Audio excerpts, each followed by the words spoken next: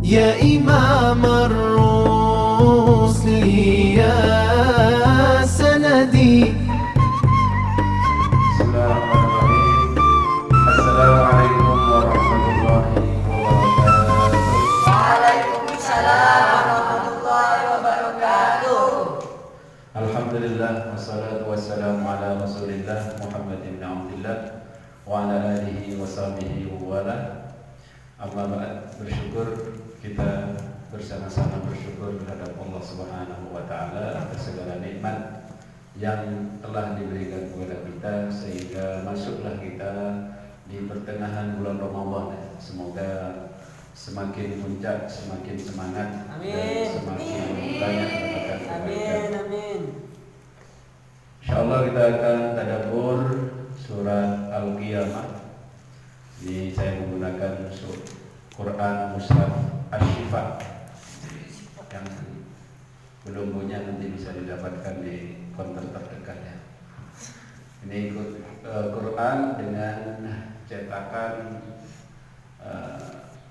dari Syamil Quran ya. Di mana nanti kita akan bahas sedikit tentang kesehatan yang berkaitan dengan ayat-ayat ini. Makanya julukan Qurannya di sini dikasih nama Quran Asy-Syifa. Walaupun banyak Quran dengan Syamil, pokoknya banyak. Yang jelas Quran ini memang luar biasa, dari berbagai sisi kita akan mendapatkan manfaat dan faedah, petunjuk, dan semua yang kita hadapi akan terobati dan dijadikan mendapatkan solusi dari situ. Sudah ketemu surat Al-Qiyamah. Surat Al-Qiyamah. Surat ke-75 terdiri dari 40 ayat. Kita akan baca sampai ayat ke-19 terlebih dahulu dengan tilawah murattal. A'udzu billahi minasy syaithanir rajim. A'udzu billahi minasy syaithanir rajim. Bismillahirrahmanirrahim. Bismillahirrahmanirrahim. La uqsimu biyawmil qiyamah La uqsimu biyawmil qiyamah wa la uqsimu bin nafsil lawwamah wala uqsimu bin nafsil lawwamah ayahsabul insanu an lan najma'a 'idhamah ayahsabul insanu allan najma'a 'idhamah bala qadirina 'ala an nusawwiya bananah bala qadirina ala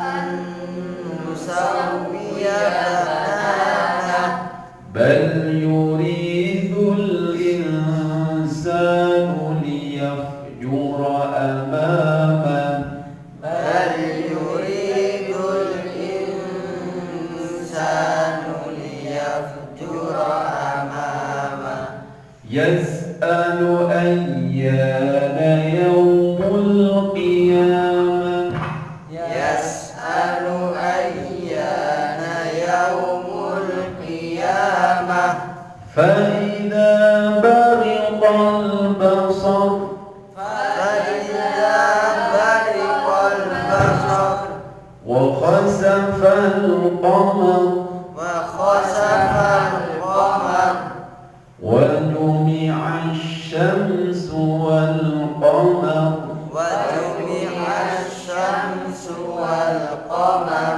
يقول يقول الإنسان يومئذ أين المفر يقول الإنسان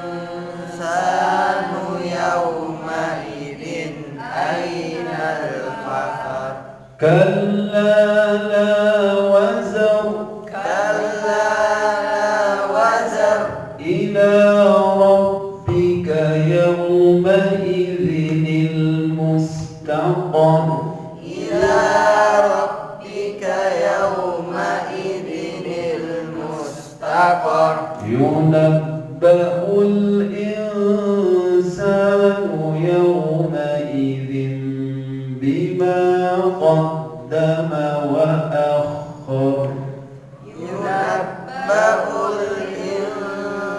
الإنسان يومئذ بما قدم وأخر بل الإنسان على نفسه بصيرة بل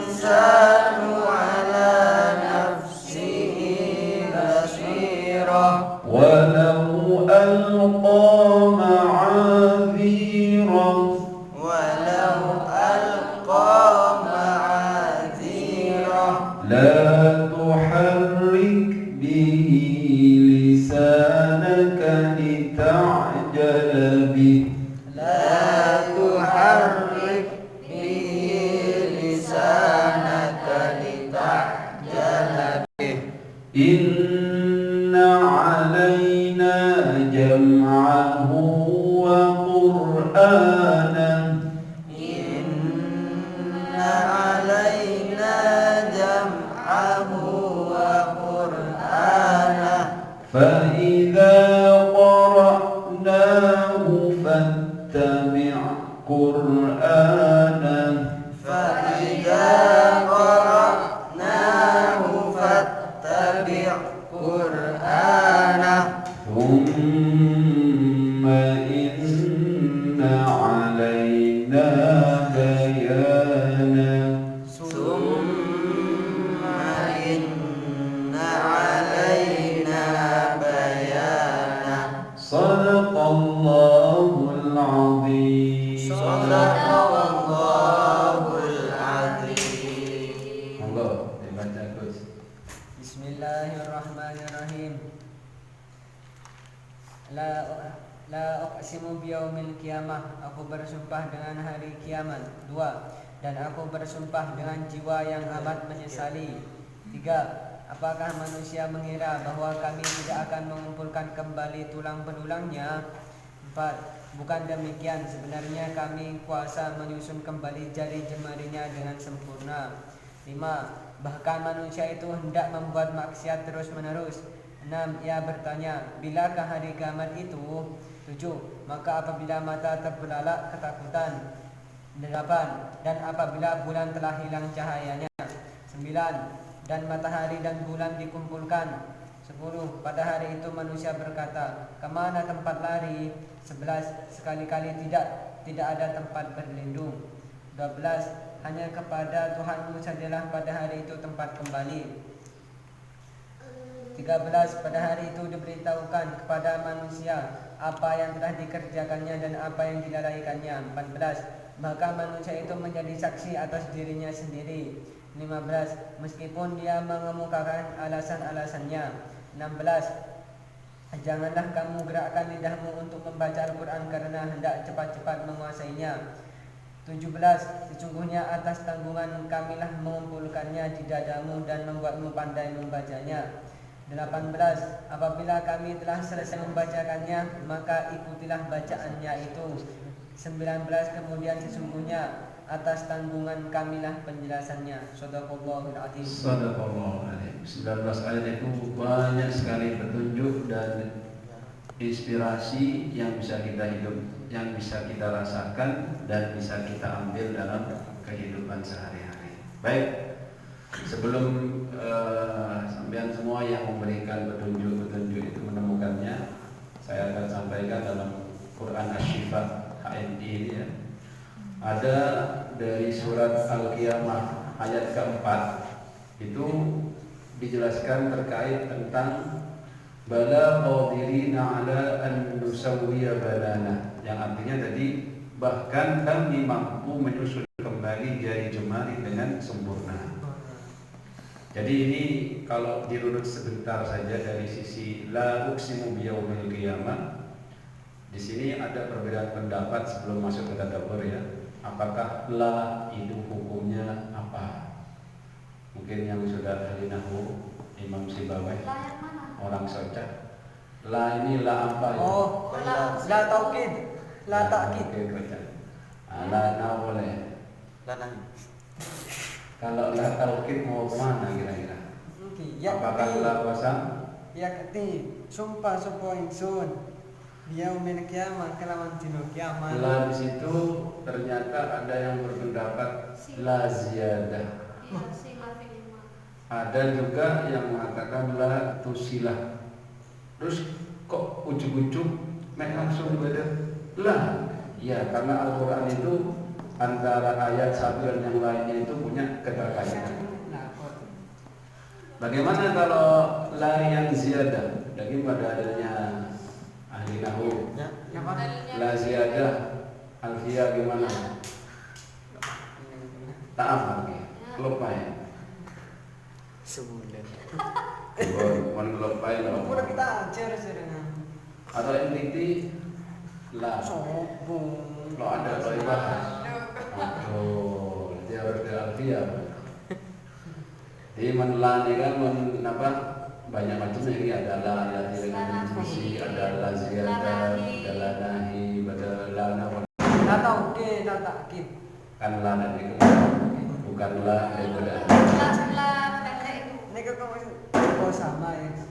Simo. jadi mohon beda ini beda lagi kan yang la tahu. Baik, di situ dijelaskan, di sini dijelaskan ya di Quran Asy-Syifa ini kesempurnaan penciptaan manusia sangat mendetail hingga mencakup mekanisme kinerja jari. Jadi kinerja jari ini kan, masya Allah, di mana dunia medis memperkenalkan proses diagnosis terhadap jari untuk mengetahui sebuah penyakit yang disebut dengan trigger finger. Berdasarkan penelitian Miftah Haryanto dalam naskah publikasinya yang berjudul Penata Laksanaan Fisioterapi pada Kondisi Trigger Finger, penyakit ini bisa dideteksi melalui kondisi jari seseorang yang kemudian dapat ditemukan permasalahan kesehatan seputar anatomi fungsional tulang, otot, pembuluh darah, juga sistem saraf pada tangan. Jadi ini adalah gambaran. Saya dulu pernah bikin seminar ini bersama Ustadzah Khadijah Tohani kan tentang bagaimana pernikahannya kan. Sampai kalau mau menikah kan hanya boleh melihat wajah dan telapak tangan. Ternyata ini perwakilan dari tubuh kita. Wajah sampean itu bisa mewakili tubuh sampean. Tangan sampean bisa mewakili tubuh tangan dari tubuh sampean semua. Anatomi tubuhnya bisa terbaca. Makanya juga kalau belajar kuliah Harbatul Nabawi ada nanti yang disebut fitoterapi ya. Fitoterapi itu kan bagaimana mengecek, oh ini sembelit karena ini hitam, oh tangannya ini merah, ini kolesterolnya tinggi. Nah ini bagus dipelajari oleh para penjual herbal ya. Nanti kalau ketemu temannya, assalamualaikum, wah kolesterol, asam urat, pas salaman waalaikumsalam, sampean ini asam urat ya. Kok tahu kan? Bapak sakti, oh enggak, itu dari tangannya. Baru saya tadabbur surat Al-Qiyamah ayat ke-4. Wah, kok tahu itu? Iya, saya akan pakai Quran Asy-Syifa. Di mana itu? Di perusahaan saya. Jualnya saya yang jual. Oh begitu. Ternyata promosi ya. Itu kelihatan seorang marketing yang belajar tafsir atau tadabbur ya. Nah, itu diantaranya begitu. Itu dari Quran Asy-Syifa. Silakan yang lain, mana petunjuk yang bisa didapatkan? Satu dari 19 ayat yang sudah kita baca. Gimana? Tuh petunjuk jalannya hilang. Ustazah. Katanya ustadzah. Ada di Imam Ghazali dia ustadzah ya. Ya. Ya. Iya, insya Allah. Coba Ayat ke-16 itu katanya la tuharrik bihi lisanaka lita'jala bihi. Ini khitabnya walaupun ke Nabi Muhammad, kalau kita tadabburi, jangan engkau dalam kurung Muhammad gerakkan lidahmu untuk membaca Al-Quran karena hendak cepat-cepat menguasainya. Itu ya, kalau kata tadabburi, cepat-cepat menguasai, dibaca cepat saja nggak boleh. Sing repot bagaimana kalau cepat-cepat baca biar cepat bisa main HP. Baik cakap anda kalau anda wirid ya si macam perlu cepat habis gerak kebal cepetan gedung ada Jumat ada Selasa gerak main takru mau lambat bisa protes misalnya kan gitu tapi jangan terlalu berpandus makanya kalau perintahnya lawarat tilil Quran itu petunjuk yang pertama. Kedua, monggo. Monggo. Wajumi asyamsu wal qamar. Apa itu? Ayat 9. Gimana? Ya, nanti di hari kiamat itu kan salah satu tanda kekuasaan Allah untuk bukan ya. Sekarang aja belum kiamat Allah sudah ngasih apa bukti-bukti kebesarannya melalui gerhana bulan atau gerhana matahari. Ya, itu ayat ke-8 ya, wa khasafal qamar. Jadi wa khasafal qamar wa jumi'a asy-syamsu wal qamar. Ayat ke-8 dan bulan pun telah hilang cahayanya. Lalu matahari dan bulan dikumpulkan. Ini belum ya, matahari dan bulan belum disatukan. Tapi yang sudah kita temukan pada saat ini adalah adanya khusuf atau khusuf. Dan Anda bisa melihat bagaimana itu merupakan bukti ayat min ayatillah, bukti kebesaran Allah, bahwasanya matahari itu ciptaan Allah dan terkadang bulan itu juga mengalami khusuf, matahari itu mengalami gerhana. Maka jangan disembah matahari, itu bukti kebesaran Allah saja. Baik, ada lagi? Monggo. Ayat Sesungguhnya berapa? ketika kiamat tidak ada tempat berlindung kecuali kepada Tuhanmu saja. Nah, bagaimana petunjuknya berarti? Ketika hari kiamat ini kan tak ada perlindungan kecuali tidak Gusti Allah. Ya Gusti Allah. Jadi ainal mafar, Mereka ayat ke-10. Kalla la wazar. Yaqul insan yauma idzin ainal mafar. Manusia pada hari kiamat itu lebih bingung cari perlindungan ke siapa? Kalau sekarang sampean bisa saja. Misalkan sampean nanti kenalan Gus besar yang lo keamanan, Gus tolong saya Gus, saya minta syafaatnya sampean Gus, saya jangan dihukum. Lah cokongnya aja tangan lebar, saya nggak ada. Jangan ada pengurus apa kerjaan. Ada sampean punya terlindung de pejabat tinggi negara, karena sampean kenalan kan pejabat kapri, melanggar SIM baik, langsung tolong saya ya. Ini kan berlindung. Mohon hari kiamat lecek ngani. Sobek semua sama-sama bertanya. Ada guru kamar. Ainal mafar. Ainal mafar. Ntar ke planet kemana bisa? Nggak bisa. Oh bisa. Terus, nah boleh ntar Gus Hamzah. Mulkuro. Ini kapan? Ngajinan gawagis sama nangani ini repot. Gimana boleh? Petunjuk yang dahsyat diantaranya adalah ada juga dalam ayat ke-13. Yunabba'ul insanu, di mana di hari kiamat itu nantinya manusia akan diberikan kabar, naba. Ya. Tentang apa? Bima qaddama wa akhar, di mana kabar itu berkaitan dengan apa yang telah dia lakukan di dunia. Jadi sampai sama kayak baca repot ngevlog benar. Ngevlog rekaman benar terus. Entar WC ngevlog, entar keluar negeri ngevlog, entar di hutan ngevlog, sampai rekam.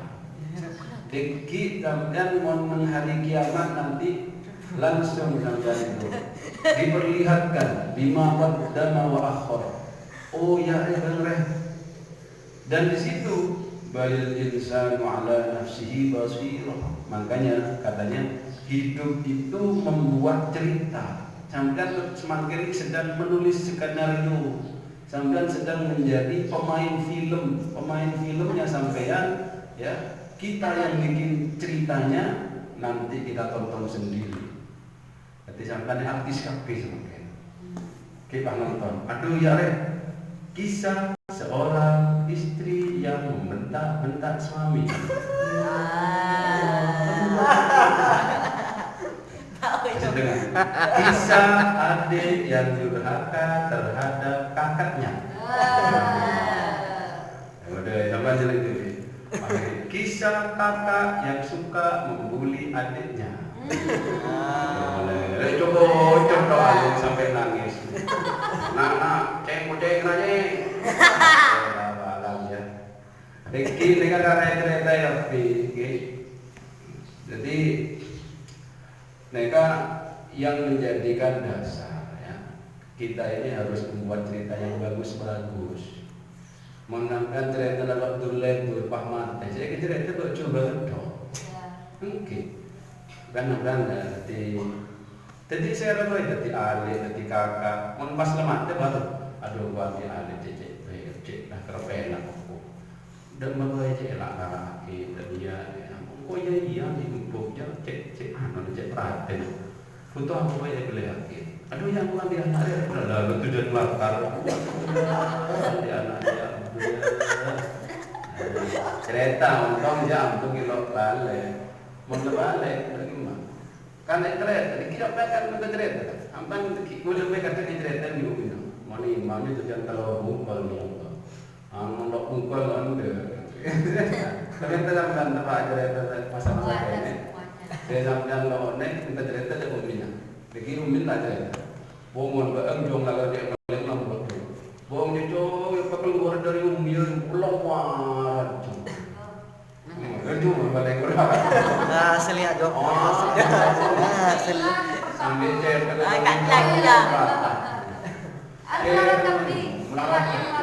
Tan mayong. dia kereta. Aduh mau betul tan kuletan bingung resah. Sana ibu neng kono dendung ning kena. Mari anem. Kalau sampai heran kalau melahirkan apa ini mah.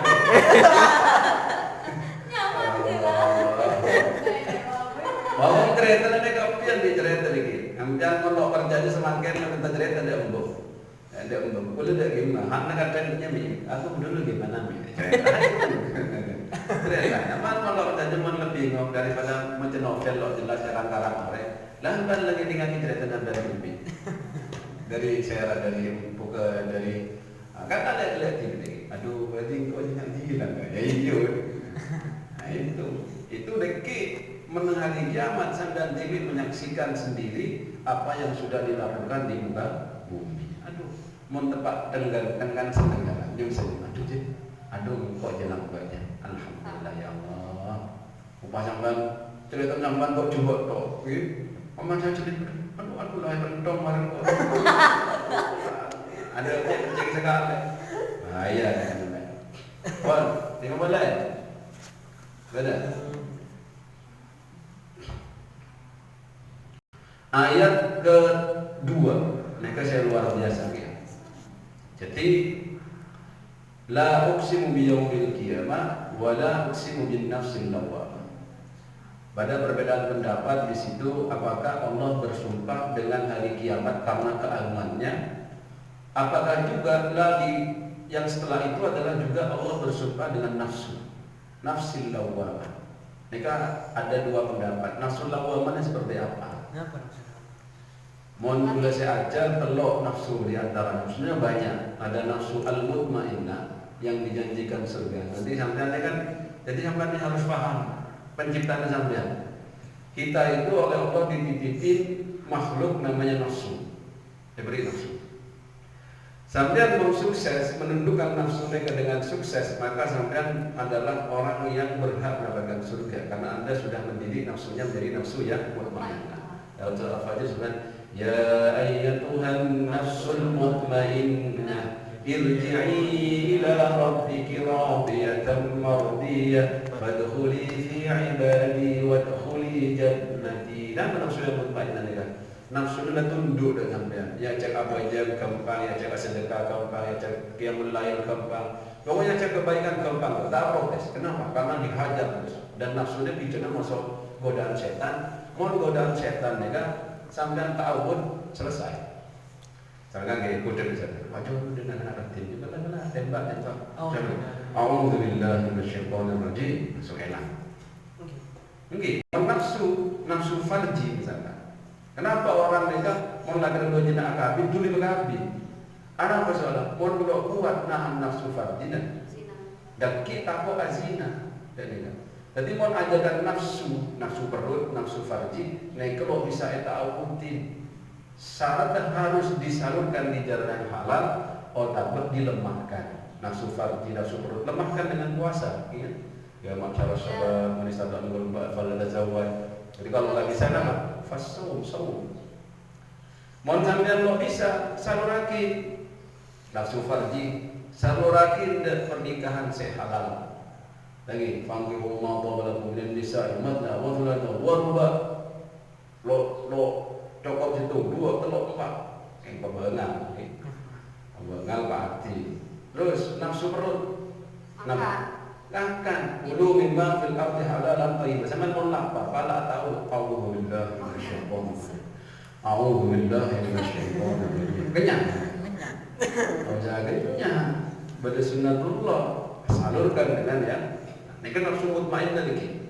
Lah nafsu ni kan memang kondisi dasarnya ciptaannya ni kan mau diajak di banggelan yang lain tujuan apa? Tujuan cengkal maksudnya. Maka kisah nafsu ketika Allah ciptakan, kalau Allah menciptakan langit, bumi dan semua makhluk yang ditanya man anta wa man ana, selalu aja ana abdu wa anta rabbi. Bulan dekat hamba panjenengan saya tidak bulan. Namun nafsu tepat kita gini jawab tepat ada lagi man anta wa man ana, jawab ana wa anta. Gue lu. Ini nafsu. Ini menunjukkan nafsu ini kecengkal. Yang masuk ke neraka bertahun-tahun, yang keluar jawaban lagi bakul.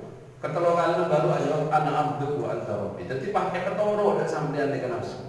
Maka sampean tazkiyatun nufus wa nafsi wa ma sawwaha wa alhamaha fujuraha wa qad aflaha man zakkaha wa qad khaba man dassaha. Dari majalah nafsu ni kan beda bagian. Beda kecondongan dak saya coba, beda kecondongan dak saya katakan. Kayak dasar nafsu ni kalau kata inna nafsa la ammaratun bisu. Maka nafsu yang paling coba nafsu amr bisu. Orang yang jadi abdul hawa, lo bisa mengendalikan nafsu. Pokok nafsu terus apa? Terus azina, terus apa aja, terus maksiat. Terus itu. Berarti ini kan benar Abdullah, jadi Abdul hawa. Berarti ini kan orang yang lo sukses menuruti nafsu terus. Grade di atasnya adalah nafsu lawamah, nafsu yang kadang baik, kadang buruk. Maka nanti kita diperdebatkan mentafsir gitu. Apakah lawamah di sini? Wala uksimu bin nafsil lawamah di sini lah. Lawamah yang maksudnya adalah baik. Bahwasanya orang itu orang yang legan kan ini grade sebelumnya mutmainnah. Mau sampean merasa ketika tertinggal kebaikan terus sampai dari itu dulu aja maaf. Jadi namanya syukur kan? Berarti nanti nafsu lawamah yang grade-nya baik, menuju kebaikan kan? Atau sampai ni kan, mana tu kalau tahajud malam, tahassul, beda tahassul desam. Mun saya repot dengan tak jamaah tak salat tadi desam, mana tak itu? Biasa, desam biasa. Aduh repot ni kan? Lah, dekik menunjukkan nafsu lawamah saya dikategorikan yang jelek ni kan? Orang ni lagi mon saya bagus kan mon terjerumus dalam kemaksiatan menyesal, dari kan? Saya repot dengan mon menyesal dengan akhirat lagi. Sanda celing ni rekaman nang bebe, Aduh bina aji yang kau betul yang Quran di belum abal lebih sarah dari binatang. Kalan ambel belum abal. Banyak ni kan? Nafsu ni mon dengarakin binatang ni banyak. Paman ini bajingan gitu. bajingan ki tengi saking ambil di bajingan itu tengi. Gimana bajingan tengi? Anak apa nih kan? Gara-gara nurutin nafsu. Jadi mon bajing loncat ini kan lebih salah dari bajing hewan bisa. Mon bajing hewan ini paling akan nyor, makanya nyor orang bajing tupai bajing. Bukan musa. Langkah dari hewan. Yang udah benar musang mon bajing dengan tupai. Apa tupai bahasa Madura? Abu. Nah, bajing loncat. Ini ke bajing. Mon bajing loncat ini kenapa? Ore. Bajing loncatnya ore. Beda mobil truk kontainer di sana. Itu empain. Pai ketoron kalau kopi. Nek kalau lele nyorong sebelum ini ketoron, niki baru DPL contoh kan. Niki nyampe bajing loncat. Jadi bajing loncat nih dia makan beton, dia makan semen, dia makan apa ya. Mon bajing saya dari hewan empuk nih kan. Tak koron makan mereka. Nah itu mana nafsu ammaratun bisu. Makanya kontrol dari orang sukses adalah jangan sampai kita selalu menuruti nafsu. Nyari di Google. Baik. Nafsu ini kan semakin kuat. Nafsu ini semakin kuat, mon akan jadi setan. Setan ini kan berkolaborasi dengan nafsu. Tambah kuat. Makanya semakin dekat Ramadan adalah salah satu barometer ukuran nafsu Anda. Mon sampean nang Ramadan nek kalah di nafsu, padahal setan semakin sedang dikerangkeng tadi. Idza jaa Ramadan futihat abwabul jannah wa ghulibat abwabun nar wa sulsilatis syayatin kan tadi kan. Setan semakin tepat kerangkeng ya. Mon ki kalah di nafsu bapak nek berarti langgar kalah bapak. Sampai sehingga dikatakan mon bangla tetap jadi orang ahli maksiat nang Ramadan. Tetap kalah di nafsu dan Ramadan, jangan harap bisa menang di luar Ramadan, kecuali orang yang dirahmati oleh Allah Subhanahu wa Ta'ala. Mungkin semakin kalau Ramadan udah, orang ada grade nafsu juga udah kamu ya, benar nafsu lawamah, mon deki lo ngalamu kebaikan di keeman, atau namanya si amarah bisu, kamu udah, kenapa saya keseringan nafsu lah ya, kuti terus lo bisa mengontrol ini, mereka diri dari ayat kedua, boleh kan? Ayat yang lain. Ya, ada lagi? Kamu mau tadabbur? Ya, bagus. Ayat berapa? Oh, ayat berapa? 6. Oh, ya, wes. Ya, bagus. Nah, saya jelaskan ya, sabar. Ke-6 Kak. Ayat berapa? Ke-6. Ke-6. Kapan hari kiamat itu? Nah, orang bertanya kapan hari kiamat? Enggak ada yang tahu lah. Kok bisa? Karena Allah rahasiakan. Orang kafir, teman celina ayat-ayat lain. Mereka mau dakwai ngocak ada kan? Oh, aku mau ada kiamat. Gue lebih turun aja kan dia. Pada Nabi Muhammad ketika ditanya oleh malaikat Jibril, mata sa'ah. Kayaknya jawabannya yang bertanya dan yang ditanya. Nah, gimana? Mal mas'ul bi'a'lam binasa. Saya tanya kira lo lebih tahu dari saya tanya. Bagaimana lo tahu gitu? Kok ya lo tahu gitu? Yang tahu hari kiamat itu terjadi kapan hanya Allah Subhanahu wa Ta'ala. Jadi saya terlalu yakin kepada orang yang mau bilang 2011 Dukhon 11 tanggal 11 jam 11 ada apa? Ngerok. Hamdan cek sibuknya pagi, cek sibuk menyambut kiamat yang sibuk bagaimana ketika kiamat itu sebelum datang kita sudah siap dalam urusan amal. Karena orang-orang yang saya mukmin ya kan tidak akan merasakan berdirinya hari kiamat. Saya Ojondoro, Pak Polwara, mana nanti sebelum kiamat kubro itu dilaksanakan ada yang disebut dengan roihan, yaitu apa roihan itu ya kayak angin yang semilir yang nanti orang-orang baik di akhir hayat itu di hari-hari akhir itu akan meniup itu dan meninggal dunia semuanya. Baru yang tersisa hanyalah yang buruk-buruk. Baru itu yang nanti mengalami itu semua. Itu ya Pak. Ada lagi? Hamba. Alhamdulillah. Banyak petunjuk yang sudah kita dapatkan. Kalau masih kurang silahkan ya dicari lagi, dibaca berulang-ulang ya ayat-ayatnya. Ayat dari 1 sampai 40 kita sudah tadabbur ayat 1 sampai ayat ke-19 dari surat Al-Qiyamah. Mari kita duduk dengan doa kafaratul majlis. Subhanallahumma wa bihamdika astaghfiruka wa atubu ilaik. Semoga kita menjadi orang yang sebagaimana disebutkan dalam ayat ini. Ayat yang ke-18, fa idza qara'na fattabi qur'ana. Yaitu kalau dibacakan ayat-ayat itu maka ikuti bacaan itu, amalkan bacaan itu, amalkan dalam kehidupan kita, dan kita berdoa senantiasa menjadi orang yang senantiasa mendengar kebaikan lalu bisa mengamalkan Allah wa yattabi ahsana. Mohon maaf atas segala kekurangan. Subhanallahumma wa bihamdika asyhadu an la ilaha illa anta astaghfiruka wa atubu ilaik. Wassalamualaikum warahmatullahi wabarakatuh. Waalaikumsalam.